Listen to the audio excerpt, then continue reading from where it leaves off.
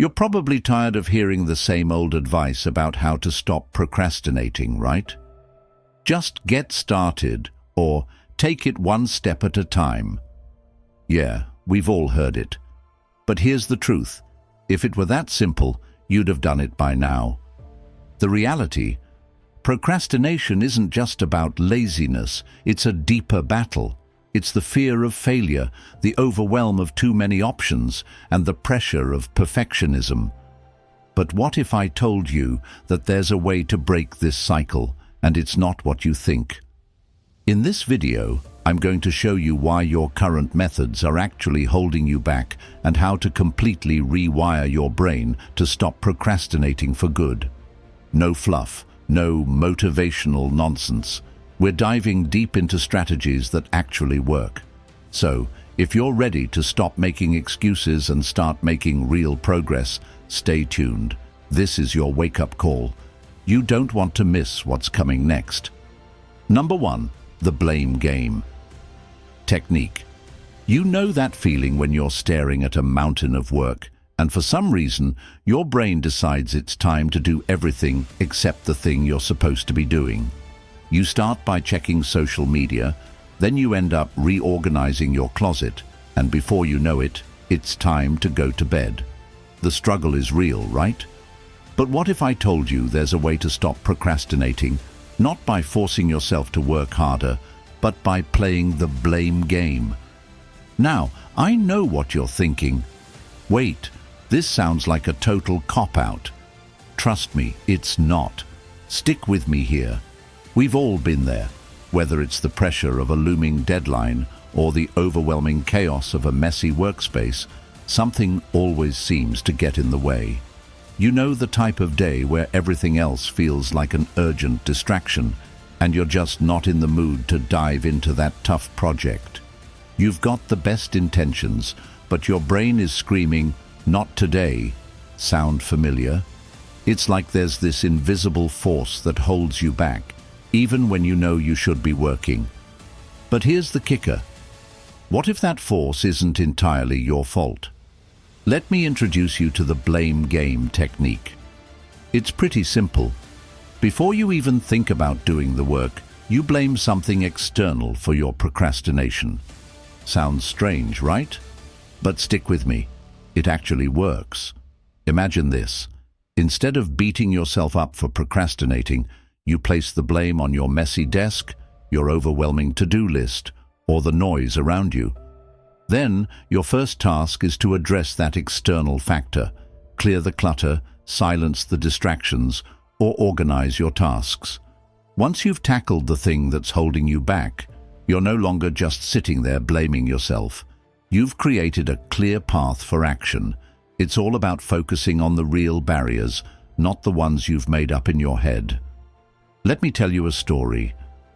A few weeks ago, I was drowning in editing projects, the kind where each task felt like it could take hours. My desk was covered in papers, coffee cups, and notes scattered everywhere. I tried to get started, but every time I glanced at my computer, my brain screamed, "Nope, too much." So, I took a step back and blamed the mess. This clutter is the reason I can't focus, I thought. I spent the next 20 minutes cleaning up and organizing my space. And you know what? Once it was clean, I sat down and knocked out the task I had been avoiding for hours. The simple act of blaming something external, my messy desk, was the trigger I needed to make real progress. Here's the thing. The blame game is not about being passive. It's about being smart. You're not running away from responsibility. You're taking control of the things that are genuinely hindering your progress. This technique isn't just about working smarter, it's about clearing mental space so that you can focus on what really matters. It's a way of stepping into your power, even when procrastination has a stronghold on your productivity. By embracing the blame game, you're reclaiming your environment, your time, and ultimately, your focus.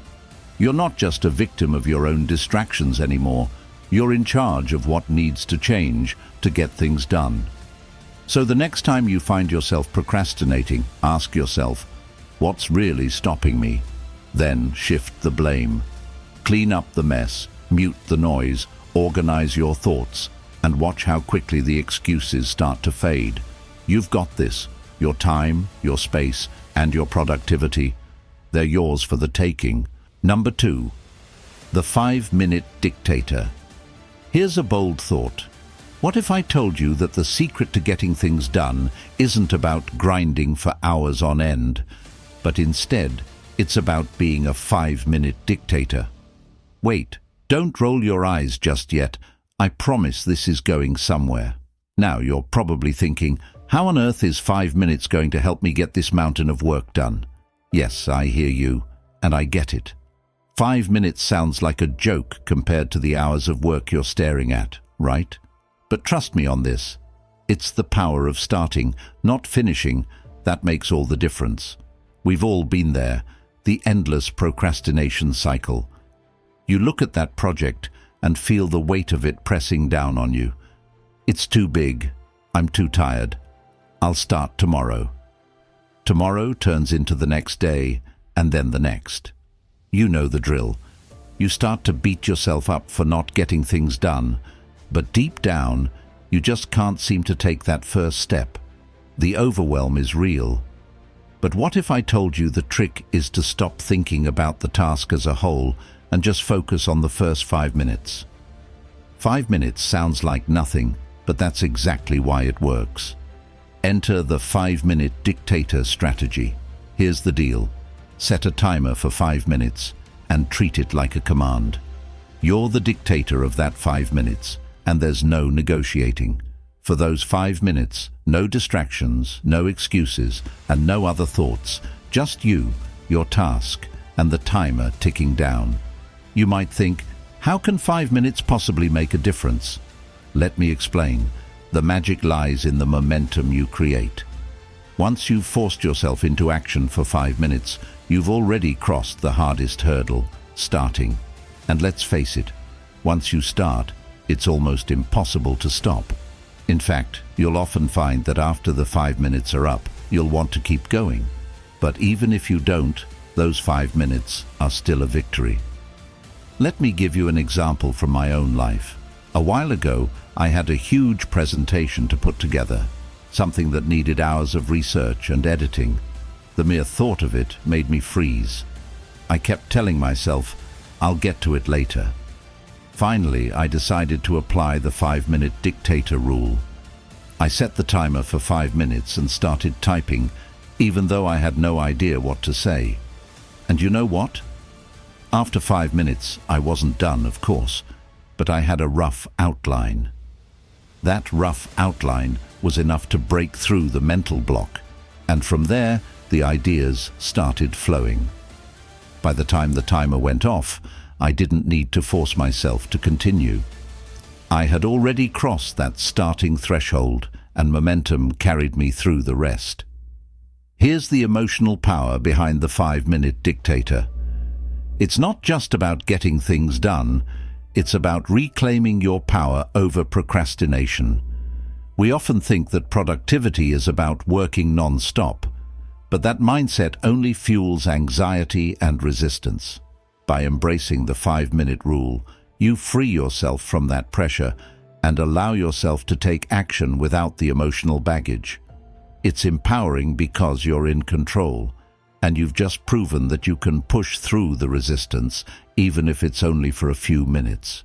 So the next time you find yourself staring at a task that feels too big or too overwhelming, remember this: the 5-minute dictator doesn't need to conquer everything in one go. You don't need to do it all, just do it for 5 minutes. And when that timer goes off, take a deep breath and ask yourself, can I keep going? More often than not, you will. The truth is, you've just proven to yourself that you can break the chains of procrastination, one tiny, powerful step at a time. Your time, your focus, and your progress. It's all in your hands, 5 minutes at a time. Number 3, ditch to-do lists for don't-do lists. Here's a bold one for you. What if I told you that to-do lists are secretly sabotaging your productivity? I know, sounds pretty radical, right? We've all been told that if you want to get things done, you've got to keep a to-do list. But hear me out. What if the real game changer isn't about adding tasks, but rather it's about deciding what not to do? Yes, trust me on this. Ditch that to-do list and make a don't-do list. Now I can already hear you saying, wait a minute, how is that supposed to help? But stick with me. This simple shift can actually unlock more focus, clarity, and yes, productivity. We've all been there. Your day starts off with the best intentions. You open up your to-do list and it's a mile long. You're looking at it thinking, there's no way I'm getting all of this done today. The pressure builds. You end up jumping from one task to another, never really finishing anything. And in the end, you feel just as overwhelmed as when you started. We all know the frustration of seeing a list full of things to do, but not knowing where to begin or what to prioritize. It's like trying to run a race with a 100-pound backpack. But what if you could lighten that load by just deciding what not to focus on? Enter the don't-do list. This strategy is simple. Instead of adding more tasks to your plate, you start by identifying the things that drain your time or distract you from what truly matters.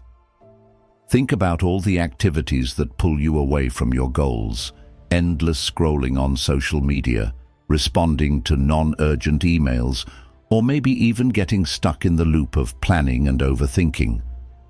Now, instead of mindlessly adding tasks to a list, you get intentional by deciding which of these distractions you're going to actively avoid. The beauty of this? It clears up mental space and energy for the things that actually move you forward. Let me share an example from my own experience. I used to spend hours on my to-do list, thinking that ticking off every little thing would give me a sense of accomplishment. But one day I realized I was spending way too much time on things that weren't even that important. Checking emails, overthinking details, trying to perfect something that didn't need perfecting. So, I made a list of things I wasn't going to waste my time on. No more scrolling through random articles, no more unnecessary meetings, and no more drowning in non-urgent emails. I focused only on the key tasks that truly mattered. And guess what? My productivity skyrocketed. By stopping myself from diving into the endless distractions, I had more time and energy to focus on the real work. This strategy is more than just a productivity hack. It's a mindset shift. It's about taking control of your time and energy by eliminating the things that don't serve your bigger goals. It's not about doing more, it's about doing less, but doing it with purpose. It gives you the space to reclaim your focus, reduce stress, and find more satisfaction in the work you actually complete. You're no longer a slave to your to-do list. You're actively choosing to put your attention on what matters. So, here's the takeaway. The next time you're feeling overwhelmed with your to-do list, take a step back and make a don't-do list. It's not about adding more to your plate. It's about taking the things that are distracting you, draining your energy, and sabotaging your focus, and eliminating them. This shift will help you regain your mental clarity, free up your time, and reclaim your peace of mind. Less really is more. Your time, your focus, and your energy, they're yours to protect. So stop doing what doesn't matter and start doing what truly moves you forward. Number 4. Punish yourself with a procrastination jar. Here's a wild thought for you. What if I told you the best way to stop procrastinating isn't by rewarding yourself, but by punishing yourself instead? Now, I know that might sound a little harsh, but hear me out. You see, procrastination is like a sneaky little gremlin that lures you into thinking, I'll just do it later. And before you know it, you've spent the whole day binge-watching TV or scrolling through your phone instead of actually working. The thing is, we all fall into this trap, but the truth is, The usual methods of stay motivated and reward yourself just don't seem to cut it. What if, instead of waiting for motivation to strike, you made procrastination itself painful enough to avoid? Yes, trust me on this. There's actually a fun way to punish yourself for procrastinating. You know the type, the person who says, "I'll start in 10 minutes," and then those 10 minutes turn into 2 hours. Or maybe you're the kind of person who makes a mental promise to finish a task by 5 p.m., only to find yourself still staring at your computer screen with 30 minutes left in the day. We've all been there. The procrastination cycle is so real, it almost feels like a habit you can't shake off. But what if I told you there was a way to make procrastination a little less fun, a little more uncomfortable? Enter the procrastination jar, a simple but brutal way to hold yourself accountable. Here's how it works. Every time you catch yourself procrastinating, you have to put $1, or whatever small amount feels like a hit to your wallet, into the jar. Simple, right? The trick is to make it so that every time you delay something, there's an immediate consequence. Why does it work? Well, it taps into something called loss aversion, which means we feel pain over losing something more than the pleasure of gaining it. That jar of money becomes a powerful motivator because you start to realize that every time you put something off, you're losing money. The more you procrastinate, the more painful it gets. You might be thinking, okay, but what's the big deal with $1? Trust me, when you've got 10, 20, or even $50 in that jar, it starts to feel like a serious penalty. I'll be honest, I didn't believe in this idea at first either. But one day, I decided to give it a shot. I was working on a big project and kept putting off a crucial task that I knew I needed to finish. I wasn't in the mood. So, I grabbed a jar and started putting in $1 every time I got distracted or delayed my work. Let me tell you, after just a couple of hours, the jar started to fill up, and I could feel the weight of it. Suddenly, procrastination wasn't so tempting. I'd rather get the work done than keep losing money. By the end of the day, I was so focused that I finished my task early, and the jar, it stayed empty. The beauty of the procrastination jar is that it not only punishes you, but also gives you an immediate visual reminder of your progress. But here's the kicker. The real magic of this strategy is how it impacts you emotionally. It's not just about the money in the jar, it's about what you're really losing. You're losing your time, your focus, and your mental energy to things that don't serve you. By punishing yourself with the jar, you're reclaiming your space, your peace, and your dignity. You're taking responsibility for your actions, and you're actively choosing to break the procrastination cycle. It's not about being harsh on yourself. It's about being honest with yourself and taking ownership of your time. So, next time you feel that pull of procrastination creeping in, grab a jar and make the deal with yourself. No more putting things off. Every time you catch yourself procrastinating, drop that coin into the jar. You'll be amazed at how quickly the sting of losing money makes you want to get to work. This is about more than just getting things done. It's about empowering yourself to stop wasting time and start taking action. Your time, your focus, and your peace of mind are valuable. Don't let procrastination rob you of them. Number 5, commit to the task from hell. Here's the thing. Sometimes the best way to get yourself to do something is to dive straight into the hardest, most dreaded task on your list. Yes, I'm talking about the task from hell. You know the one, the project that looms over you like a dark cloud, the one you keep pushing to the back of your mind, pretending it doesn't exist. But here's a little secret. The longer you avoid it, the worse it becomes. Now, you might be thinking, but isn't avoiding it just a natural response? Surely there's a way to ease into it. And trust me, I get it. But hear me out. Committing to the task from hell is actually one of the most powerful ways to break the procrastination cycle. We've all been there, right? You open your to-do list, see that monster task at the bottom, and immediately feel that pit in your stomach. It could be anything: a presentation you've been putting off, a project with a tight deadline, or a conversation you need to have but dread. The type of task that makes you want to pull the covers over your head and pretend the world doesn't exist.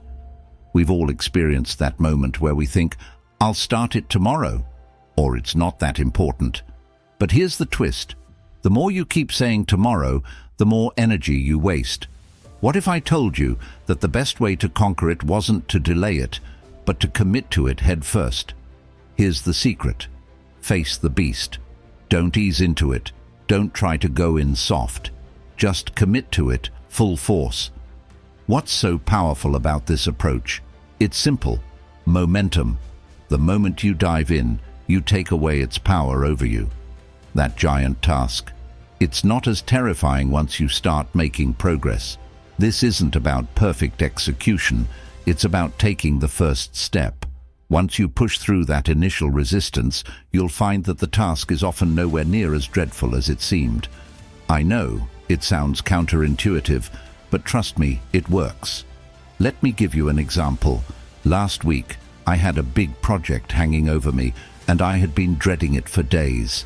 The more I thought about it, the worse it seemed. But then I decided to commit to it, fully, no excuses. I locked myself in my room, turned off distractions, and just started. For the first 20 minutes, I was completely overwhelmed. But as I continued, I found myself getting into a rhythm. By the end of the day, I had made real progress, and I felt like a weight had been lifted off my shoulders. It wasn't easy, but the results were worth it. The key was that I didn't allow myself to keep pushing it to the back of my mind. I attacked it head-on. Now, this isn't just about getting the task done, it's about reclaiming your mental peace. The task from hell is often a symbol of all the things you're avoiding, and facing it head-on is about reclaiming your focus, your space, and your dignity. It's not about being perfect, and it's not about avoiding discomfort. It's about showing yourself that you can take control, even when things feel overwhelming. You are stronger than the task itself, and once you realize that, it no longer has the power to intimidate you. So here's the bottom line. Next time you're faced with that dreaded task, don't wait for the perfect moment to start. Don't waste another minute putting it off. Commit to it. Head first. You'll be surprised at how quickly it starts to feel manageable and how powerful it makes you feel. The task doesn't own you. You own it. Reclaim your peace, your space, and your dignity. That's the real reward. Number 6. The reverse countdown. Method. Ever find yourself staring at a looming deadline or an overwhelming task, feeling that paralyzing weight of procrastination creeping in? It's like time is running out, but somehow you're just stuck, not knowing where to begin. Now you might be thinking, "I'll just push through it like I always do, or maybe I'll work better under pressure." Trust me, we've all been there, and we've all convinced ourselves that cramming at the last minute is the answer. But what if I told you there's a better way? A way to get the same sense of urgency without the stress and panic. Yes, it's called the reverse countdown method, and it could change the way you tackle your tasks. We've all had that moment when we're given a task, and it feels like we have all the time in the world, until suddenly it's the night before the deadline, and you're scrambling to get everything done. It's that familiar feeling of being on autopilot, trying to finish everything at the last minute while the pressure builds. But what if we flipped the script? What if you could create that same urgency right from the start, without waiting for panic to take over? Here's where the reverse countdown method comes in. Instead of waiting until you're close to the deadline to feel the heat, you create your own countdown ahead of time. The idea is simple. Break your task down into smaller chunks and assign a deadline for each one that's well before the actual due date. Think of it like this. If your task was a mountain to climb, you wouldn't wait until you're halfway up before starting to pace yourself. No, you'd break it into smaller, manageable hills, each with its own little deadline. This approach trickles urgency into the process from the get-go, without waiting for the panic of tomorrow's the deadline. Here's a real example. Last month, I had to finish a big project that I'd been putting off for weeks. It felt like it was going to consume me, but instead of starting late and stressing myself out, I decided to try the reverse countdown. I broke the project into 5 smaller tasks, each with its own mini deadline. I made sure each deadline was a few days ahead of the main one, so I was already moving forward before the big crunch time hit. And guess what? It worked. By the time the real deadline came around, I'd already checked off most of the work and was able to focus on the finishing touches without that suffocating pressure. It was like taking back control of the process instead of being controlled by it. The beauty of the reverse countdown method is that it's not just about getting the task done. It's about shifting your mindset. Instead of waiting for that last-minute panic to motivate you, you're proactively creating momentum. This isn't just about efficiency, it's about emotional freedom. Think of it as reclaiming your peace and giving yourself the mental space to breathe without the looming weight of last-minute chaos. You're saying, I am in charge of this, I control how this goes. So next time you have a big task ahead, remember, you don't have to wait for the panic to kick in. Create your own countdown, step by step, and watch as that weight lifts. You'll feel more focused, more in control, and more confident as you tick things off your list. Not at the last minute, but well in advance. Your peace of mind, that's the real win. Reclaim your time, your space, and your dignity. It's all yours. Number 7. Treat your time like money. Literally. What if I told you that treating your time like money could completely change the way you approach your day? Now, I know what you might be thinking. That sounds like some self-help fluff. But hear me out, because this strategy is anything but fluffy. The idea is simple, yet it's something we often overlook. What if every moment of your time was as valuable as a dollar bill, or better yet, hundreds of them? Yes, treating your time like money can transform how you spend it, and more importantly, how you invest it. We've all had those days when hours just slip away. You wake up, and before you know it, the day is over, and you're left thinking, where did all that time go? Maybe you spent an hour scrolling through social media, or perhaps you got caught in a never-ending loop of checking emails and running errands that didn't actually get you any closer to your goals. It's easy to let time slip through our fingers without realizing its value. You know the type of day where you feel productive but aren't actually getting anything meaningful done. Now, here's the twist. What if you began viewing time as your most precious currency? The time you spend doing one thing could be time you're not spending on something else that's actually important. Instead of seeing hours in your day as free time, imagine them as money. Would you spend $100 on something that didn't move you closer to your goals? Probably not. So why spend hours on tasks that don't move the needle? Treating your time like money means being intentional about how you spend it. You wouldn't throw money away, so why throw away time? Let me give you a real example. I used to be the person who would spend hours getting lost in unproductive work or checking off tasks that didn't actually matter. It wasn't until I started thinking of time like money that everything shifted. I began to track my time like I'd track my budget. I realized that every hour spent on distractions or things that didn't align with my goals was an hour wasted, like handing over cash for nothing in return. So I made a budget for my time. I allocated hours to what mattered, work that aligned with my purpose, personal growth, and rest. And just like that, I was investing my time wisely. The results? More focused work, more energy, and yes, more time to enjoy the things that actually bring me joy. Here's the emotional part. When you start treating your time like money, you start reclaiming control. This isn't about being obsessed with productivity. It's about respecting your time, your energy, and your mental space. It's about setting boundaries and saying no to things that drain you, knowing that your time is worth something much greater than you might have thought.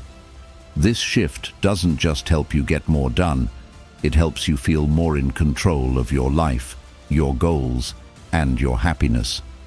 At the end of the day, this is about more than just being efficient. It's about recognizing that you're worth the investment.